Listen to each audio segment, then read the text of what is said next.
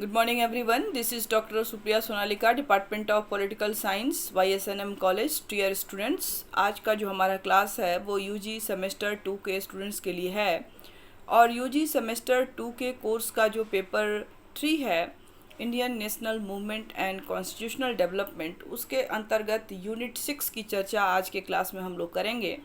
और यूनिट 6 के अंतर्गत हमें भारत गांधीयन फेज के अंतर्गत जो तीसरा आंदोलन था, भारत छोड़ो आंदोलन, क्विट इंडिया मूवमेंट, उसकी चर्चा हम लोग आज के क्लास में करेंगे कि ये जो भारत छोड़ो आंदोलन है वो आंदोलन क्या था, कैसे इसका प्रारंभ हुआ, इसकी सफलता क्या थी, इसके कार्यक्रम क्या थे और इसकी उपलब्धियां क्या क्या रही भारतीय राष्ट्रीय आंदोलन के अंतर्गत। इन सब की चर्चा जो है हम लोग करेंगे। तो द्वितीय विश्व युद्ध के दौरान राष्ट्रीय आंदोलन, भारतीय राष्ट्रीय आंदोलन एक महत्वपूर्ण चरण तक पहुंच गया था और भारत छोड़ो आंदोलन इस चरण का सबसे महत्वपूर्ण घटना थी। और क्रिप्स मिशन, वेबल योजना और इस काल की जो है वो जो महत्वपूर्ण या प्रमुख सर्वाधिक महत्वपूर्ण घटनाएं थी। जो द्वितीय विश्व युद्ध और भारत की स्थिति क्या थी इसकी चर्चा करेंगे। तो 1939 के प्रारंभ में यूरोप में युद्ध के काले बादल जो है मंडराने लगे थे और कांग्रेस को यह डर था कि प्रथम विश्व युद्ध की भांति भारत को पुनः युद्ध में घसीटा जाएगा और उसके धन जन को बिना किसी प्रयोजन के ही क्षति होगी। अतः उसने विश्व युद्ध शुरू होने से पहले ही ब्रिटिश साम्राज्यवाद को चेतावनी दी थी कि वह भारतीयों की इच्छा के विरुद्ध देश को युद्ध में ना घसीटे। और यह प्रयत्न भी किया, इस प्रयत्न और हर तरह से इसका विरोध किया गया, लेकिन इस चेतावनी का सरकार पर जो है वो कोई असर नहीं दिखा और भारतीय सेना का मिस्र और सिंगापुर और अदन में प्रयोग किया गया। और 1 सितंबर 1939 को जर्मनी ने पोलैंड पर हमला कर दिया और 3 सितंबर को इंग्लैंड ने जर्मनी के विरुद्ध युद्ध की घोषणा कर दी। और उसी दिन वायसराय लॉर्ड लिंथिगो जो थे ने भारत को युद्ध में जर्मनी के विरुद्ध योद्धा देश के रूप में घोषित किया था। और इस प्रकार ब्रिटिश सरकार ने भारतीय जनता की राय लिए बिना भारत को जो है वो युद्ध की जो ज्वाला थी उसमें एक तरह से घसीट दिया गया, उसको उसमें डाल दिया गया। इसके बाद जो प्रमुख जो घटना होती है इस संदर्भ में, उसके बाद इसके प्रति मुस्लिम लीग का क्या रवैया था, कांग्रेस की क्या मांगें थी, कांग्रेस में जो थे उनका क्या था मांग थी, और मुक्ति दिवस मनाया गया, कांग्रेस का भी रुख में परिवर्तन हुआ। और इससे इम्पोर्टेंट जो था एक जो अगस्त प्रस्ताव जो है लाया गया। तो ये अगस्त प्रस्ताव क्या था? तो अगस्त प्रस्ताव के माध्यम से गवर्नर जनरल जो थे, जो लॉर्ड लिंथिगो जो थे, उन्होंने गवर्नर जनरल को की कार्यकारिणी के विस्तार का सुझाव प्रस्तुत करते हुए कांग्रेस ने शासन के साथ सहयोग करने के लिए आग्रह किया, लेकिन यह प्रस्ताव नितांत असंतोषजनक था और कांग्रेस के द्वारा इसे अस्वीकार किया गया। व्यक्तिगत सत्याग्रह हुआ। अगस्त प्रस्ताव जवाहरलाल नेहरू और चक्रवर्ती राजागोपालाचारी जैसे नेताओं के क्रियाकलापों के लिए भारत की प्रतिरक्षा में सक्रिय सहयोग देना चाहते थे और जिनके नेतृत्व में कांग्रेस ने पहले ही महात्मा गांधी के युद्ध प्रयत्न संबंधी शांतिवाद और असहयोग को अस्वीकार कर दिया था, एक तीव्र इससे आघात पहुंचा था। अतः कांग्रेस ने पुनः महात्मा गांधी के मार्गदर्शन के लिए आमंत्रित किया और इस प्रकार कांग्रेस ने पुनः असहयोग के मार्ग को ग्रहण कर लिया। महात्मा गांधी ब्रिटिश के विरुद्ध भारतीय भावनाओं को व्यक्त करना चाहते थे, लेकिन उनके साथ ही वे ब्रिटिश सरकार के सम्मुख उत्पन्न संकट की स्थिति से अनुचित लाभ उठाने के पक्ष में नहीं थे। अतः उन्होंने सामूहिक कार्रवाई के स्थान पर सीमित पैमाने पर व्यक्तिगत सत्याग्रह का आंदोलन प्रारंभ किया। व्यक्तिगत सत्याग्रह केवल प्रतीकात्मक विरोध था और इसका उद्देश्य नैतिक विरोध की अभिव्यक्ति मात्र था। इस सत्याग्रह में अहिंसा के पालन पर विशेष बल दिया गया और सामूहिक कार्रवाई को प्रत्येक रूप में निषिद्ध कर दिया गया। और इस तरह से जो अगस्त प्रस्ताव था, इसमें इसके अंतर्गत गांधी जी विवस्तु अनुयायी विनोबा भावे को प्रथम सत्याग्रही के रूप में चुना और उनके द्वारा 17 अक्टूबर 1940 को पावनार में यह आंदोलन प्रारंभ किया गया। विनोबा जी का अनुकरण पंडित नेहरू ने किया और शीघ्र ही व्यक्तिगत सत्याग्रह का राष्ट्रव्यापी आंदोलन प्रारंभ हो गया। सत्याग्रह आंदोलन का स्वरूप प्रतीकात्मक जो था ही रहा और फिर मई 1941 तक लगभग 1400 सत्याग्रही जेल पहुंच गए और इनमें 6 प्रांतों के भूतपूर्व मुख्यमंत्री, 29 मंत्री तथा 290 प्रांतीय विधानमंडलों के सदस्य भी थे। सत्याग्रहियों की रिहाई और सत्याग्रह का स्थगन जो था 7 दिसंबर 1941 को अमेरिकी जहाज पर्ल हार्बर पर आक्रमण करने के साथ ही जापान भी युद्ध में शामिल हो गया और उसने फिलीपाइंस द्वीप समूह, हिंद, चीन, मलाया आदि पर आधिपत्य कर आगे बढ़ना जारी रखा। इससे युद्ध भारत के दरवाजे तक आ गया और ऐसी स्थिति में प्रेसिडेंट रूजवेल्ट ने ब्रिटिश सरकार से आग्रह किया कि सत्याग्रहियों को रिहा कर भारत में सद्भावनापूर्वक वातावरण तैयार करने का प्रयत्न किया जाना चाहिए।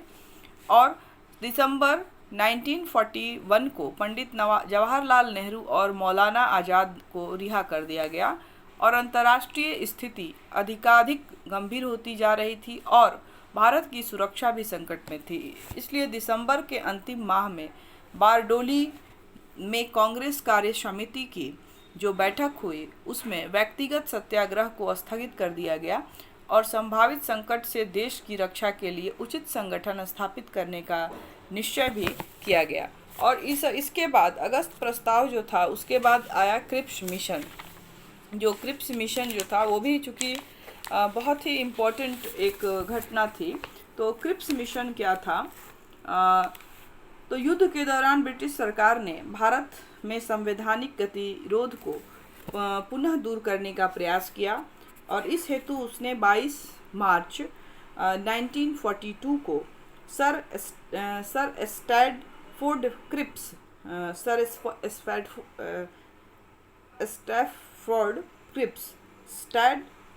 क्रिप्स इनका नाम था, को जिसको क्रिप्स मिशन के नाम से भी जानते हैं।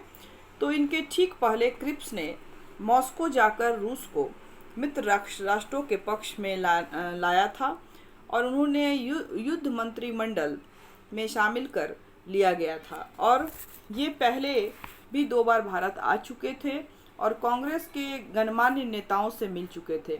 ये समाजवादी नेता थे, अतः भारतीयों को इनसे बहुत जो है वो आशा थी। तो क्रिप्स मिशन भेजने का कारण क्या था? तो इसके बहुत सारे कारण थे। ब्रिटिश सरकार द्वारा क्रिप्स मिशन भेजने के बहुत सारे कारण थे, जिसमें पहला जो कारण था कि युद्ध की विषम स्थिति के कारण इंग्लैंड के कुछ उदारवादी व्यक्तियों ने सरकार का ध्यान इस ओर आकर्षित किया कि उनको भारत की राजनीतिक समस्या का समाधान ढूंढने के लिए कोई संतोषजनक कदम उठाना चाहिए और अंग्रेज़ों की इस मांग का प्रभाव ब्रिटिश सरकार पर पड़ा। दूसरा, चीनी जनरल च्वांग कोई शेक ने ब्रिटिश सरकार पर इस संबंध में दबाव डाला और फरवरी 1942 में भारत आकर उन्होंने एक वक्तव्य प्रकाशित किया जिसमें कहा गया था कि मुझे पूरी आशा और दृढ़ विश्वास है कि ब्रिटेन भारतीयों की मांग की प्रतिरक्षा किए बिना ही उसको शीघ्र से शीघ्र वास्तविक राजनीतिक शक्ति प्रदान करेगा। तीसरी जो बात थी वो थी कि रूजवेल्ट का दबाव भी ब्रिटिश सरकार के रुख में परिवर्तन का एक महत्वपूर्ण कारण थी और अमेरिका के राष्ट्रपति रूजवेल्ट ने ब्रिटिश सरकार पर दबाव डाला कि भारत की समस्या का समाधान होना अत्यंत आवश्यक है और वो जो है इसकी घोषणा जो है वो समान रूप से सभी राष्ट्रों पर लागू होती है। और जो अगली बात कही गई, इसी समय ऑस्ट्रेलिया के परराष्ट्र मंत्री ने भी भारत को पूर्ण गणराज्य प्रदान करने का सुझाव दिया, और जिससे भारत की जनता तन मन धन से जापान के विरुद्ध ब्रिटेन की सहायता कर सके। नेक्स्ट, क्रिप्स मिशन भेजने का एक अन्य कारण युद्धकालीन संकट की स्थिति थी। जापान पूर्वी एशिया में भयंकर आक्रमण कर रहा था। भारत की सुरक्षा संकटग्रस्त हो गई थी, और इस संकटापन्न स्थिति से ब्रिटिश सरकार घबरा उठी और भारत की संवैधानिक समस्या का समाधान करना उसके लिए उचित समझा गया। और जो एक और बात थी कि एक और ब्रिटिश सरकार भारतीयों से सहयोग प्राप्त करने के लिए आतुर थी, तो दूसरी ओर वह भारतीयों को बिना शर्त के सहयोग देने को तैयार नहीं थे। कांग्रेस ने प्रतिज्ञा की कि बिना स्वराज के वह किसी भी प्रकार से मदद नहीं करेंगे, और ब्रिटिश सरकार के सामने भारतीयों की किसी तरह शांत करने की अपेक्षा के अलावा कोई और जो चारा नहीं बचा था। अतः संवैधानिक गतिरोध को दूर करना नितांत आवश्यक समझा गया, और इसलिए 11 मार्च 1942 को ब्रिटिश प्रधानमंत्री कॉमन सभा में घोषणा करते हुए कहा कि युद्ध के समाप्त होने पर शीघ्र भारत को पूर्ण औपनिवेशिक स्वराज प्रदान कर दिया जाएगा। और यह कार्य के लिए सर स्टैटफोर्ड क्रिप्स को सरकार के प्रतिनिधि के रूप में भारतीय गतिरोध का अंत करने के उद्देश्य से भारत जो है वो भेजने का निर्णय लिया गया था। क्रिप्स प्रस्ताव क्या था? तो क्रिप्स मिशन का चारों तरफ स्वागत हुआ, और इंग्लैंड और भारत में समान रूप से चर्चिल की घोषणा की प्रशंसा की गई, और कांग्रेस अध्यक्ष मौलाना अबुल कलाम आज़ाद ने क्रिप्स का एक मित्र के रूप में स्वागत किया, और 22 मार्च 1942 को सर स्टैटफोर्ड क्रिप्स नई दिल्ली पहुँचे और उन्होंने वायसराय और उनकी कार्यकारिणी के सदस्यों और भारतीय नेताओं से बातचीत की, और उन्होंने अपने प्रस्ताव का प्रारूप जो है भारतीयों के सामने रखा। इसके दो भाग थे। पहला भाग था कि भाग में विभक्त था, युद्ध के उपरांत संबंधी प्रस्ताव और तत्कालिक स्थिति से संबंधित प्रस्ताव। तो युद्ध के उपरांत संबंधी प्रस्ताव क्या थे? उसमें कहा गया था कि भारत के स्वशासन की स्थापना के बिना भारतीय संघ की रचना हेतु कदम उठाए जाएंगे, और भारतीय संघ को पूर्ण उपनिवेशिक पद जो है वो प्राप्त होगा, और इसे इच्छा अनुसार ब्रिटिश कॉमनवेल्थ से संबंध विच्छेद की शक्ति भी प्राप्त होगी। दूसरा जो था कि युद्ध के उपरांत एक संविधान निर्मात्री सभा बुलाई जाएगी, और इस सभा का निर्वाचन अनुपातिक प्रतिनिधित्व पद्धति के अनुसार नवनिर्वाचित प्रांतीय विधानसभाओं के सदस्यों के द्वारा किया जाएगा, और संविधान सभा के सदस्यों की संख्या निर्वाचन मंडल की संख्या के दशांश होगी। तो इस तरह से ये चीज़ें कही गई। और एक और जो बात कही गई कि नए संविधान को ब्रिटिश सरकार जो है उसको कुछ शर्तें दी थी, उस शर्तों के अनुसार जो है वो उसको पूरा करने की बात जो है वो की गई थी। तो इस तरह से जो है वो क्रिप्स जो है मिशन प्लान के अंतर्गत बहुत सारी बातें जो है वो की गई थी। अब आते हैं हम कि भारत छोड़ो आंदोलन क्या था। तो भारत छोड़ो आंदोलन जो था जो हुआ उसके पीछे जो है वो बहुत सारा कारण था।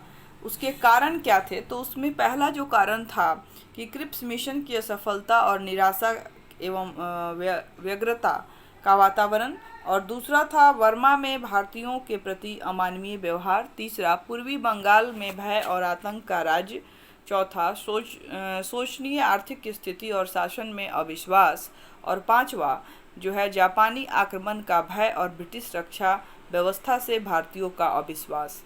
तो ये चीज़ें जो थी, ये सारे जो रीजन्स थे, इनके कारण जो है वो एक तरह से आप कहें तो जो भारत छोड़ो आंदोलन था उसकी शुरुआत की गई।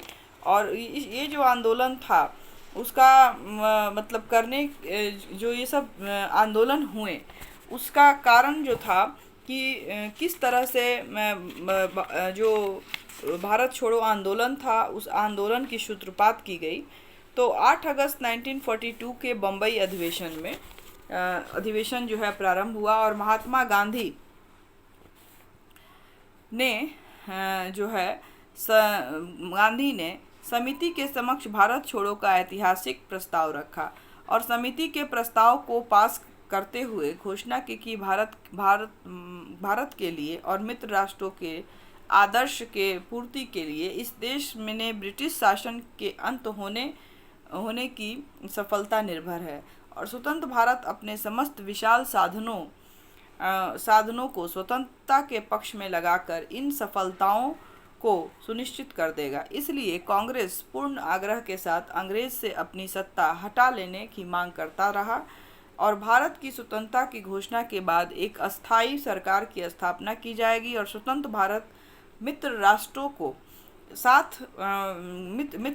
को साथ देगा और आधुनिक साम्राज्यवाद का केंद्र बिंदु भारत समस्या का मुख्य विषय बन गया और अंग्रेजों के चले जाने के बाद जो है भारत एक अस्थायी सरकार का निर्माण किया जाएगा जिसका मुख्य उद्देश्य अपनी सैनिक तथा अहिंसात्मक शक्तियों के प्रयोग से विदेशी आक्रमण के विरुद्ध देश की सुरक्षा करना होगा और इसने एक संविधान सभा के लिए भी जो है योजना जो है वो बनाई गई और इसमें जो योजना बनाई गई भारत का संविधान संघात्मक होगा जिसमें इकाई को पूर्ण स्वाधीनता प्राप्त होगी। भारत की स्वतंत्रता के पीछे अन्य देशों और एशिया के राष्ट्रों को भी स्वतंत्रता उसमें मिलेगी और भारत एक ऐसा विश्व संघ की सरकार की स्थापना के पक्ष में है जिसमें सभी स्वतंत्र राष्ट्र सम्मिलित होंगे और ऐसे संघ की स्थापना के उपरांत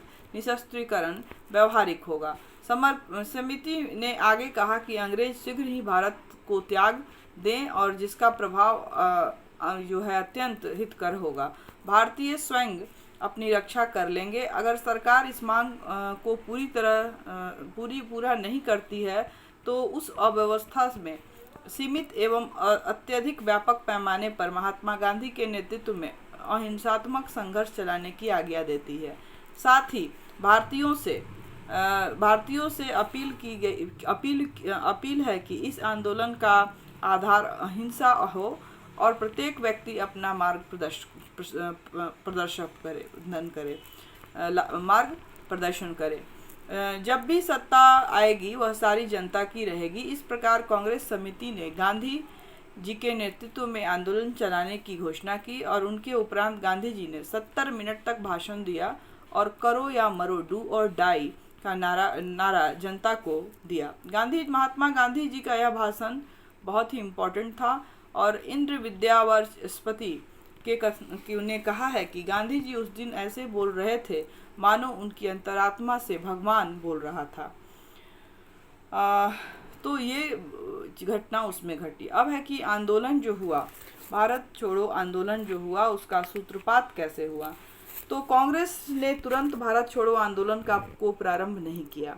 गांधी जी एक बार पुनः सरकार से समझौता वार्ता कर लेने के पक्ष में थे और उनकी शिष्या मीरा बेन ने इस संबंध में वायसराय से मिलकर कांग्रेस का दृष्टिकोण उनके सामने रखना चाहा। वायसराय ने उनसे मिलने से भी इनकार कर दिया और उसके बाद गांधी जी वायसराय से शांतिपूर्ण समझौता के लिए पत्र लिखना चाह रहे थे और राष्ट्र संघ के सदस्य राष्ट्रों का ध्यान इस ओर आकर्षित करना चाह रहे थे, लेकिन सरकार किसी प्रकार के समझौते के पक्ष में नहीं थी और उसने अपना कार्यक्रम पहले से ही निश्चित कर लिया था और 9 अगस्त को सूर्योदय के पूर्व ही कांग्रेस की कार्यकारिणी के समस्त सदस्यों के साथ गांधी जी को बंदी बना लिया गया।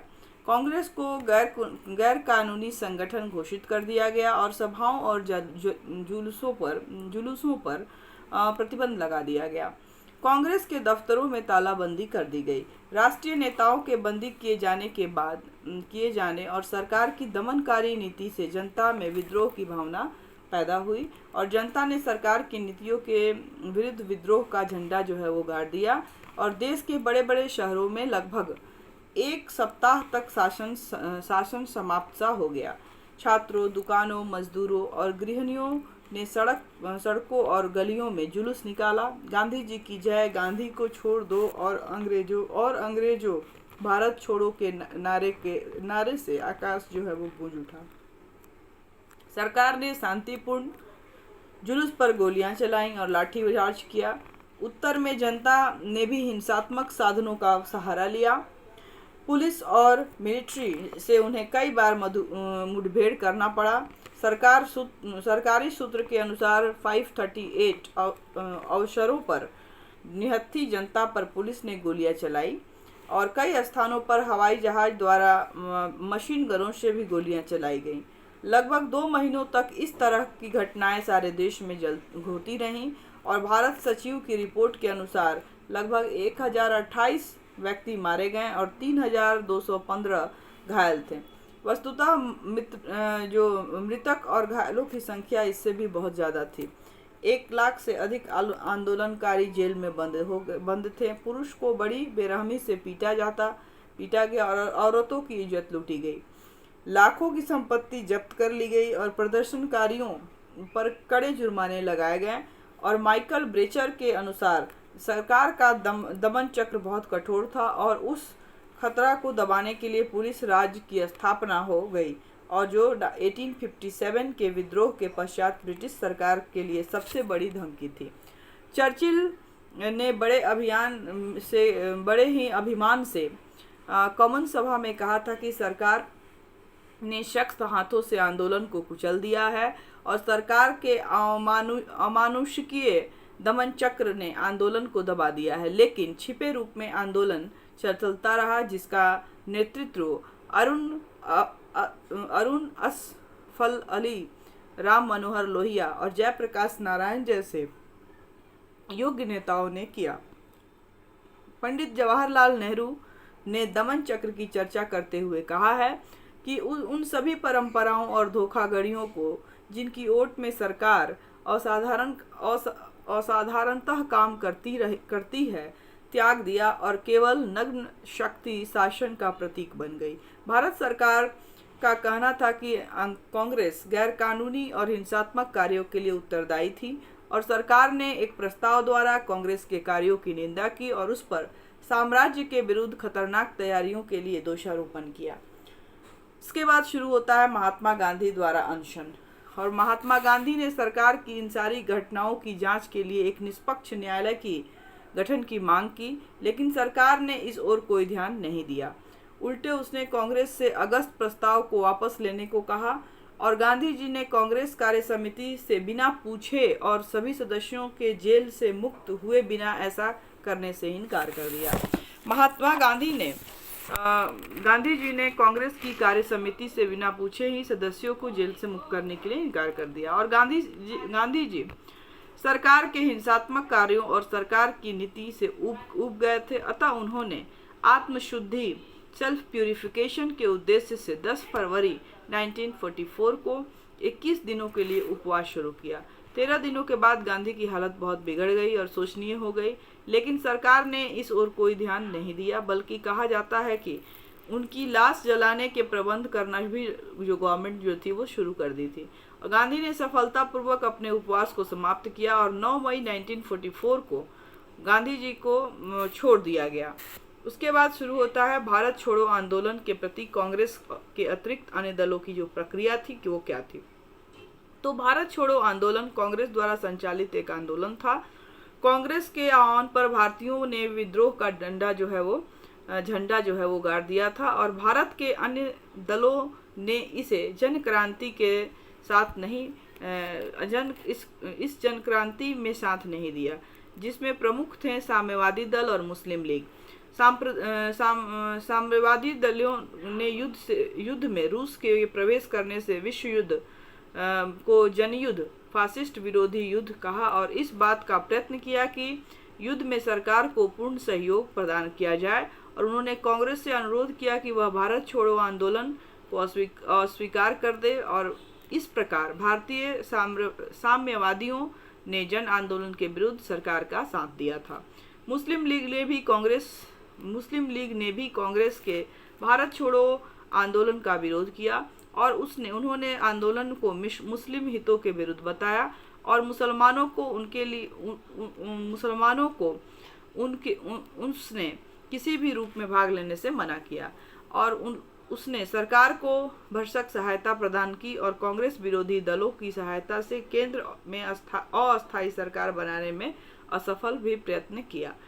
इसके बाद है कि ये जो क्रांति हुई उसकी असफलता क्या थी, क्यों ये असफल हो गई। तो 1942 की जो अगस्त क्रांति थी भारतीय इतिहास की एक महान क्रांति या जन आंदोलन थी, लेकिन यह असफल रही। और इसकी असफलता के क्या कारण थे, तो बहुत सारे इसके कारण थे। जो पहला कारण था कि सरकार ने आंदोलन का दमन बड़ी कठोरता से किया। सारे देश में पुलिस और सेना का राज हो गया और उसमें जनता आतंकित हो उठी। दूसरा, आंदोलन में जनता को उचित नेतृत्व प्रदान नहीं हो सका। आंदोलन प्रारंभ हुआ ही नहीं था कि चोटी की आरंभ नहीं हुआ था कि चोटी के समस्त नेताओं को जेल में डाल दिया गया था।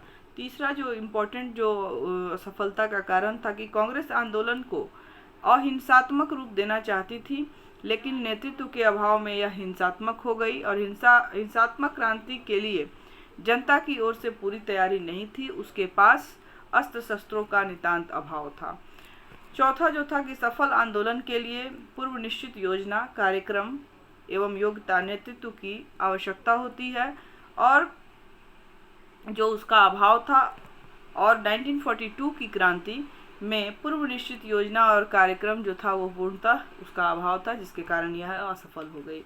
पांचवा, साम्यवादियों तथा मुस्लिम लीग जिन्होंने सरकार से गठबंधन कर रखा था कि कुटिल नीति के कारण भी जो है यह एक असफल हो गई। इसके बाद हम देखते हैं कि क्रांति जो था, इस क्रांति का जो है वो महत्व क्या है। इस क्रांति के द्वारा जो है क्या इसका इम्पोर्टेंस है, इसका महत्व है। तो जो क्रांति हुई, असफल होने के बावजूद भी 1942 की क्रांति भारतीय राष्ट्रीय आंदोलन में एक महत्वपूर्ण स्थान रखती है और क्रांति की व्यापकता ने ब्रिटिश सरकार को यह बता दिया कि भारतीय जनता में असंतोष कितना व्याप्त है।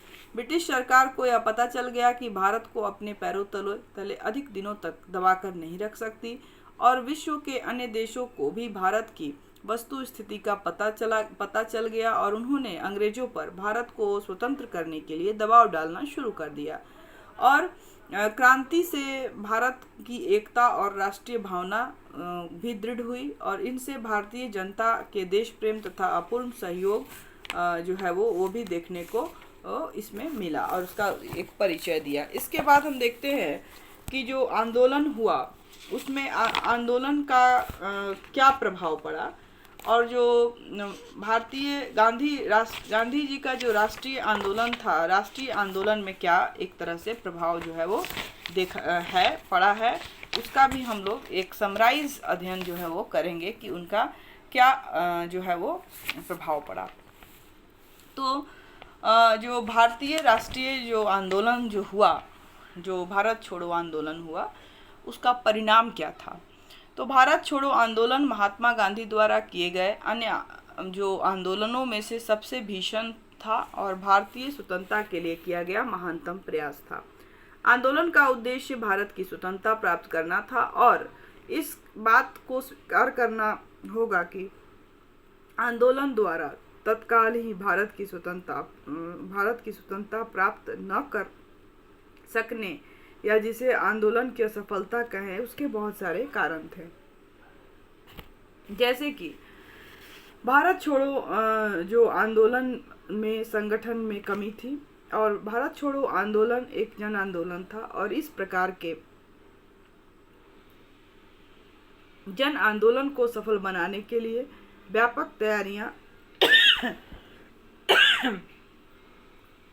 तैयारियां की जानी चाहिए थी और जो नहीं हो सकी थी।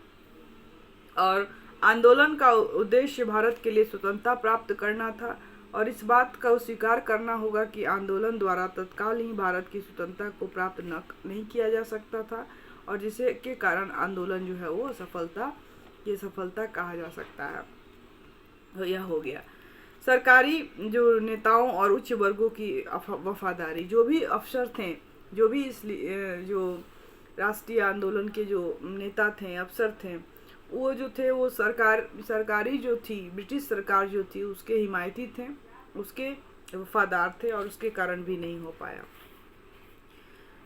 अगर हम इसके भारत छोड़ो आंदोलन के मुख्य जो इसके महत्व को देखें तो भारत छोड़ो आंदोलन अपने मूल रूप से अपने लक्ष्य भारत में ब्रिटिश शासन की समाप्ति को तात्कालिक रूप से तो प्राप्त नहीं कर सका, लेकिन आंदोलन ने भारत की जनता में एक ऐसी अपूर्ण जागृति पैदा कर दी जिससे कि ब्रिटेन के लिए भारत पर लंबे समय तक शासन करना संभव नहीं रहा। और सीबी बनर्जी ने कहा है कि इस विद्रोह के परिणाम स्वरूप अधिराज्य की पुरानी मांग सर्वथा समाप्त हो गई और उनका स्थान पूर्ण स्वतंत्रता की मांग ने ले लिया।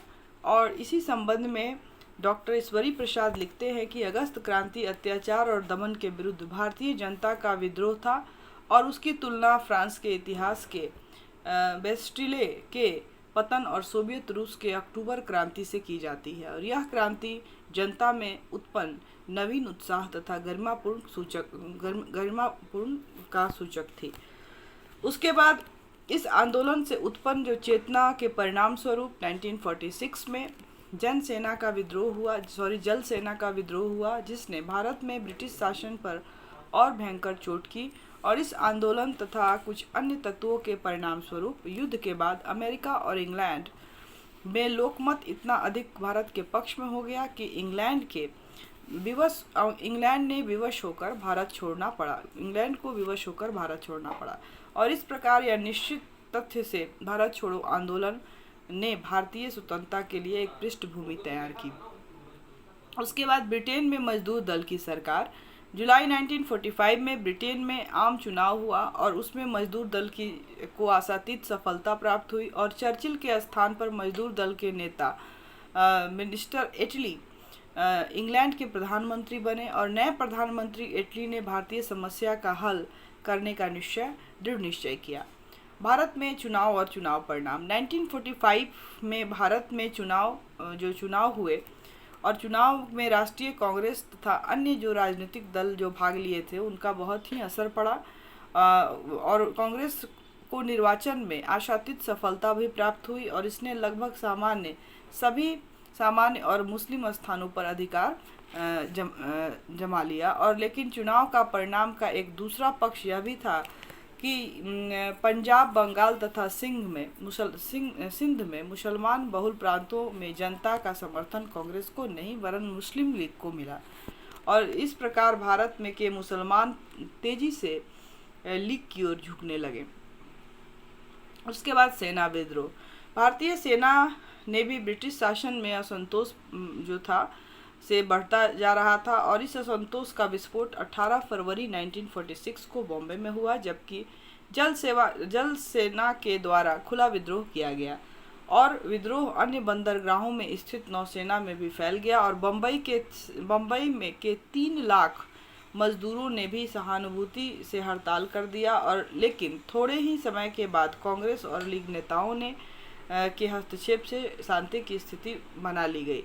विद्रोह ने ब्रिटिश सम्मान को आघात पहुंचाने के साथ साथ विदेशी शासकों को भी यह समझा दिया कि अब भारत को और अधिक दिन तक परतंत्र जो है वो बनाए नहीं रखा जा सकता। और इसके बाद आता है कैबिनेट मिशन योजना। और ब्रिटिश सरकार ने मार्च 1946 को सर पैथिक लॉरेंस और सर स्टैटफोर्ड क्रिप्स और सर एबी अलेक्जेंडर की 3 सदस्यीय कमीशन जो है वो भारत भेजा। और भारत मिशन द्वारा भारत के विभिन्न राजनीतिक दलों के बीच समझौता कराने का प्रयास किया गया, लेकिन यह प्रयास असफल रहा। और 15 मई को कैबिनेट मिशन योजना की ओर से अपनी योजना पेश की गई और कैबिनेट मिशन योजना को भारत के विभिन्न राजनीतिक दलों के द्वारा इसे स्वीकार कर लिया गया। और योजना के अनुसार भारत के नवीन संविधान का निर्माण करने हेतु संविधान सभा के सदस्यों का प्रांतीय विधानसभा के सदस्यों का निर्वाचन किया गया। और इसके बाद अंतरिम सरकार का निर्माण हुआ। कैबिनेट मिशन योजना के आधार पर सितंबर 1946 में पंडित जवाहरलाल नेहरू की अध्यक्षता में अंतरिम सरकार का निर्माण हुआ। पहले तो मुस्लिम लीग द्वारा कैबिनेट योजना को स्वीकार कर लिया गया था, लेकिन बाद में कांग्रेस लीग ने कांग्रेस और लीग में मतभेद उत्पन्न हो जाने के कारण इस योजना को अस्वीकार कर दिया और अक्टूबर 1946 में लीग ने अंतरिम सरकार में शामिल हुई, किंतु लीग के द्वारा शासन को दृढ़ता प्रदान करने के स्थान पर सरकार में प्रवेश कर सरकार को असफल करने के प्रत्येक संभव प्रयत्न जो है वो किया गया। और इसके बाद आया माउंटबेटन योजना और शीघ्र जो है सत्ता का हस्तांतरण करने हेतु लॉर्ड वेवेल के स्थान पर लॉर्ड माउंटबेटन को भारत का गवर्नर जनरल नियुक्त किया गया और उन्होंने 23 मार्च 1947 को अपना पदभार जो है वो ग्रहण किया, संभाला। और लॉर्ड माउंटबेटन भारतीय नेताओं से बातचीत करने के बाद इस निष्कर्ष पर पहुंचे कि भारतीय समस्या का एकमात्र हल पाकिस्तान की स्थापना को स्वीकार कर लेना है। कांग्रेस ने भी परिस्थितियों के दबाव में भारतीय समस्या के इस दुखद हल को स्वीकार किया और लॉर्ड माउंटबेटन के द्वारा 3 जून 1947 को अपनी योजना माउंटबेटन योजना को प्रस्तावित की गई और इस योजना के प्रमुख 2 रूप इसमें बताए गए। इसके 2 बातें इसमें प्रमुखता रूप से कही गई। प्रथम कि 1947 में ही भारत को सत्ता का हस्तांतरण हो और द्वितीय जो है हिंदुस्तान और पाकिस्तान इस प्रकार के 2 राज्यों में भारत का विभाजन। लीग तथा कांग्रेस के द्वारा इस योजना को स्वीकार किया गया। तो ये था इसका इसकी पृष्ठभूमि थी जो उसके बाद हुई। इसके बाद हम देखते हैं कि जो गांधीवादी युग था, तो गांधीवादी युग जो था और उसके नेता प्रमुख कौन से हुए। तो भारतीय राष्ट्रवाद में गांधीवादी युग जो था 1920 से प्रारंभ होता है और 1920 से लेकर 1947 तक के इस काल में भारत के जो प्रमुख नेता हुए उसमें महात्मा गांधी, जवाहरलाल नेहरू, नेताजी सुभाष चंद्र बोस, सरदार पटेल, मौलाना आज़ाद, डॉक्टर राजेंद्र प्रसाद, CR राजगोपालाचारी, रामाजी जिसको हैं, ये लोग जो थे वो गांधीवादी युग के नेता थे, सबसे प्रमुख नेता थे। और इन सब में महात्मा गांधी का जो नाम जो है वो सबसे ज़्यादा प्रमुख था। अब है कि जो हम कंक्लूड करेंगे, चूँकि गांधी युग के बारे में हम लोग पढ़ रहे थे, तो गांधी युग जो है राष्ट्रीय आंदोलन में उसका क्या योगदान था। तो हमने देखा कि इसमें 3 महत्वपूर्ण जो आंदोलन हुआ उसका बहुत ही योगदान रहा, चाहे वो जो है उसका नॉन कॉपरेशन मूवमेंट हो, असहयोग आंदोलन हो, या सिविल डिसओबीडियंस मूवमेंट हो, सविनय अवज्ञा आंदोलन हो, या फिर भारत छोड़ो आंदोलन हो। इन तीनों का बहुत ज़्यादा महत्वपूर्ण इसका असर रहा भारत के राष्ट्रीय आंदोलन में।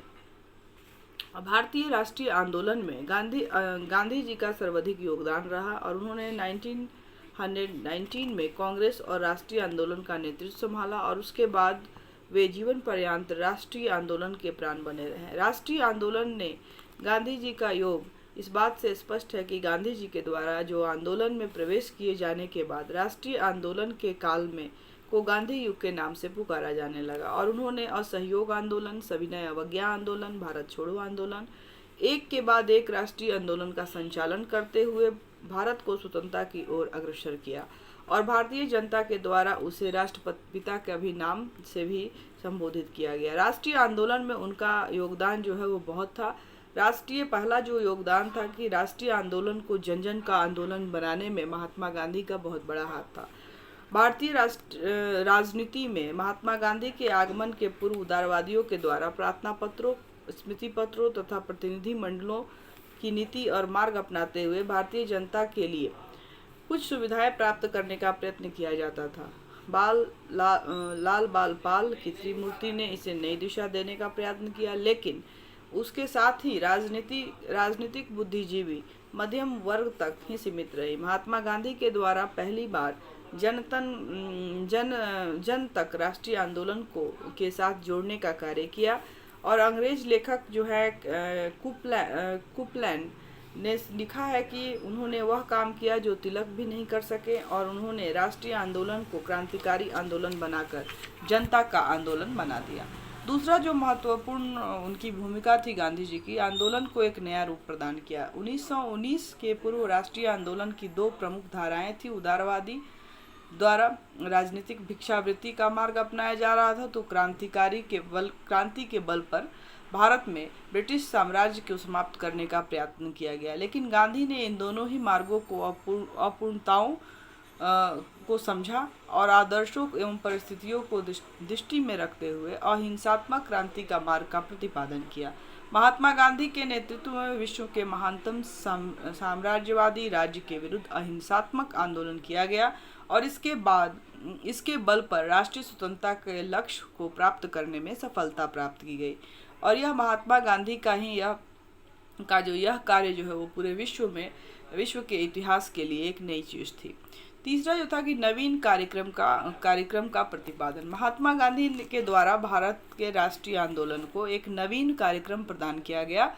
अपने असहयोग, सविनय, अवज्ञा के अंतर्गत उन्होंने इस बात का प्रतिपादन किया कि भारतीय जनता के द्वारा अपने आप को ब्रिटिश शासन के शिक्षण संस्थानों, नौकरियों, अदालतों, उत्सवों और दरबारों में अलग किया जाना चाहिए। विदेशी माल का बहिष्कार किया जाना चाहिए और ब्रिटिश सरकार को कर नहीं दिया जाना चाहिए। और इस प्रकार के कार्यक्रमों का प्रतिपादन करते हुए उन्होंने भारतीय जनता से कहा कि यदि जनता ब्रिटिश शासन को सहयोग देना बंद कर दे तो वह भारत में ब्रिटिश शासन ठप हो सकती है।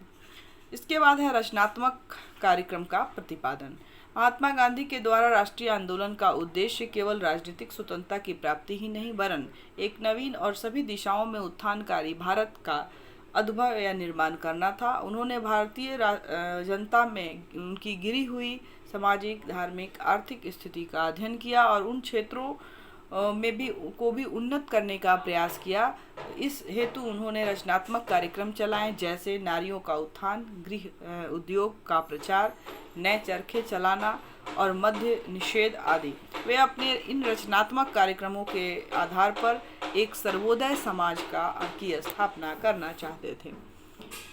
इसके बाद आया था कि राष्ट्रीय आंदोलन की बाधाएं और सांप्रदायिकता और अस्पृश्यता का अंत का कार्य। गांधी जी के द्वारा राजनीतिक आंदोलन की दो सबसे महत्वपूर्ण बाधाएं जो थी सांप्रदायिकता और अस्पृश्यता, अनटचेबिलिटी के अंत के लिए भी किया गया और वे अस्पृश्यता को हिंदू समाज की का कलंक मानते थे और इस बात से को स्वीकार करने के पक्ष में नहीं थे कि दलित वर्गों को समाज के अन्य वर्गों से पृथक रखा जाए और उन्हें नीच समझा जाए। वे सांप्रदायिकता को भारतीय जीवन का विष मानते थे और उन्होंने उनके द्वारा सदैव ही हिंदू मुस्लिम एकता पर बल दिया गया। सांप्रदायिकता के विष को समाप्त करने के प्रयत्नों में 30 जनवरी 1948 को उनके द्वारा अपने जीवन की आहुति भी दी गई। अगली जो बात है कि राजनीति का अध्यात्मीकरण करना। महात्मा गांधी ने राजनीति को महात्मा गांधी की अस्थायी और सबसे अधिक महत्वपूर्ण देन है कि राजनीति का अध्यात्मीकरण करना।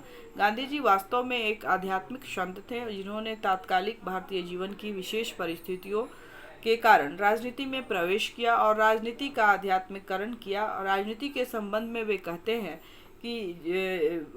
हैं कि जो यह कहते हैं कि धर्म की राजनीति से कोई संबंध नहीं है, वे नहीं समझते कि धर्म का क्या अर्थ है।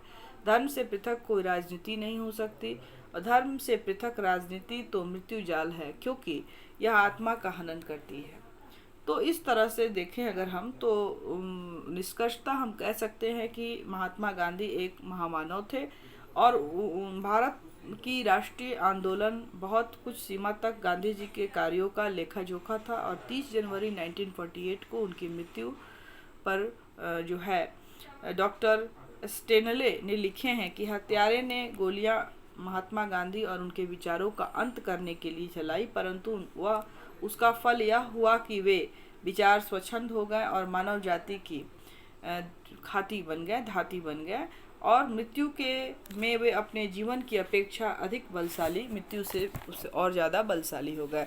तो इस प्रकार हम देखते हैं कि भारतीय राष्ट्रीय आंदोलन में गांधी युग जो था उसकी महत्वपूर्ण उसका योगदान रहा।